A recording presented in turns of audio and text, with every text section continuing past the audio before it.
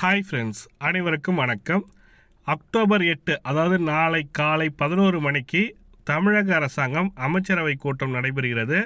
துணை முதல்வராக பதவியேற்று முதல் அமைச்சரவை கூட்டம் நடைபெறுகிறது. இதில் தீபாவளி பரிசாக என்னென்ன கொடுக்க போகிறாங்க, கலைஞர் மகளிர் உரிமை தொகை திட்டத்தில் என்ன அப்டேட் கொடுத்துருக்காங்க, என்ன வரப்போகுது என்றதான் இந்த வீடியோவில் ஃபுல் டீட்டெயில்டாக பார்க்க போகிறீங்க. வீடியோ ஸ்கிப் பண்ணாமல் கடைசி வரைக்கும் பாருங்கள். வீடியோ பிடிச்சிருந்தால் லைக் பண்ணுங்கள், கூடிய சப்ஸ்கிரைப் பண்ணிட்டு பெல் பட்டனையும் ப்ரெஸ் பண்ணிங்க.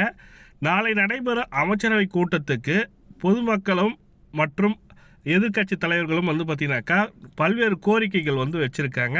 அந்த திட்டத்தில் என்னென்ன கோரிக்கைகள் கொடுத்துருக்காங்க, அந்த கோரிக்கை நிறைவேற்றப்படுமா, நாளை 11 மணிக்கு நடக்கிற அமைச்சரவை கூட்டத்தில் தமிழக முதலமைச்சரும் இதை பற்றி ஆலோசிப்பார் என்ற மாதிரி எதிர்பார்க்கப்படுகிறது. துணை முதல்வராக பதவியேற்ற பிறகு முதல் கூட்டத்தொடர் என்பதனால மக்களுக்கு ஒரு மகிழ்ச்சியான செய்தி இருக்கும் என்ற மாதிரி நம்பிக்கையோடு இருக்கிறாங்க. அது என்னன்றதை பார்க்கலாம் வாங்க. மக்களுக்கு தேவையான அத்தியாவசிய பொருட்களை வழங்குவது குறித்து அமைச்சரவை கூட்டத்தில் ஆலோசனை மேற்கொள்ளப்படும் என தகவல் கொடுத்துருக்காங்க. அத்தியாவசிய பொருட்கள் ரேஷன் கடை வைத்தவர்களுக்கு முக்கியமான அப்டேட் வரும்ன்ற மாதிரி கொடுத்துருக்காங்க.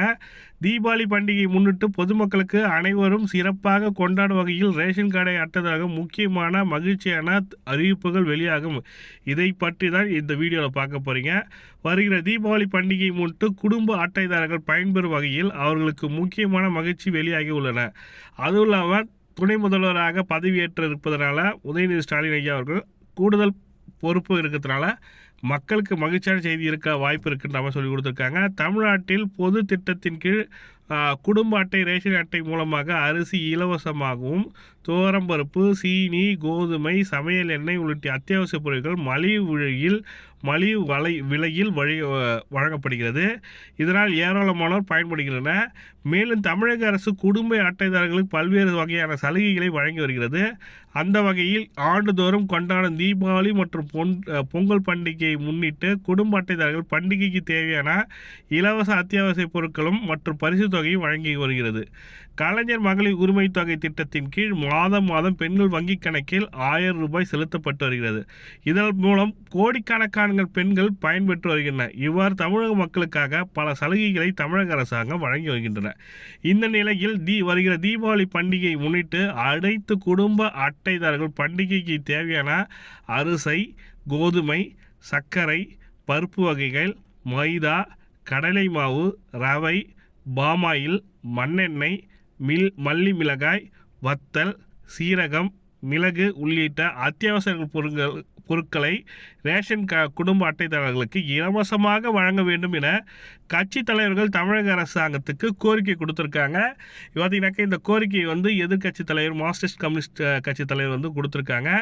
இந்த நிலையில் இது தொடர்பாக தமிழக முதலமைச்சர் கவனத்திற்கு கொண்டு செல்லப்பட்டுள்ள நிலையில் வருகிற அக்டோபர் 8 நாளை நடைபெற உள்ள அமைச்சரவை கூட்டத்தில் தீபாவளி தொகுப்பு மக்களுக்கு தேவையான அத்தியாவசிய பொருட்களை வழங்கும் தொடர்பாக ஆலோசனை மேற்கொள்ளப்படும் என வெளியாகியுள்ளது.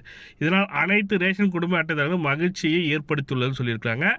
அது மட்டுமல்லாமல் கூடுதல் பயனாளிகள் சேர்ப்பதற்கான அறிவிப்பும் வெளியாகும்ன்ற மாதிரி சொல்லி கொடுத்துருக்காங்க. என்னென்னா மகளிர் உரிமை தொகை திட்டத்தில் 1,18,00,000 நம்ம இப்போ பயன்பெறுகிறாங்க. இன்னும் கூடுதலாக 2.5 லட்சம் பேர்கிட்ட கூடுதல் பயனாளிகள் சேர்ப்பதற்கான அறிவிப்பு வெளியாகுமா என்று எதிர்பார்த்து கொண்டிருப்பவர்களுக்கு ஒரு முக்கியமான அப்டேட்னே சொல்லலாம். எதனாலனா கலைஞர் மகளிர் உரிமை தொகை திட்டத்தில் கூடுதல் பயனாளிகள் சேர்ப்பதற்கான அறிவிப்பு வருவதற்கான வாய்ப்பு மிக மிக அதிகமாக இருக்குது. எதனா கூட்டுறவுத்துறையில் வேலை செஞ்சு ரிட்டையர் ஆனவங்க, அரசு அதிகாரியாக இருந்துட்டு அவங்களோட மனைவிகளுக்கு ரிட்டையர் ஆகிட்டு மனைவிகளுக்கு காசு வரலன்ற மாதிரி பல்வேறு கோரிக்கைகள் வைக்கப்பட்டிருந்தன. அந்த கோரிக்கைகளை நிறைவேற்ற மாதிரி நாளை நடைபெறவிருக்கும் அமைச்சரவை கூட்டத்தில் இதற்கான தீர்வு காணப்படும்ன்ற மாதிரி நம்பப்படுகிறது. அந்த அறிவிப்பு வெளியாகிறதுக்கான வாய்ப்புகள் மிக மிக அதிகமாக இருப்பதாக அரசு வட்டாரங்கள் தெரிவிச்சிருக்காங்க. அந்த தகவல் தான் உங்களுக்கு ஷேர் பண்ண நினச்சேன். இது போன்ற பயனுள்ள தகவலை பார்க்கணும்னு நினைக்கிறவங்க நம்ம சேனலை சப்ஸ்கிரைப் பண்ணிங்க, கூட பெல் பட்டனையும் ப்ரெஸ் பண்ணிங்க. நீங்களும் மிஸ் பண்ணாமல் பார்க்கலாம். தேங்க்யூ.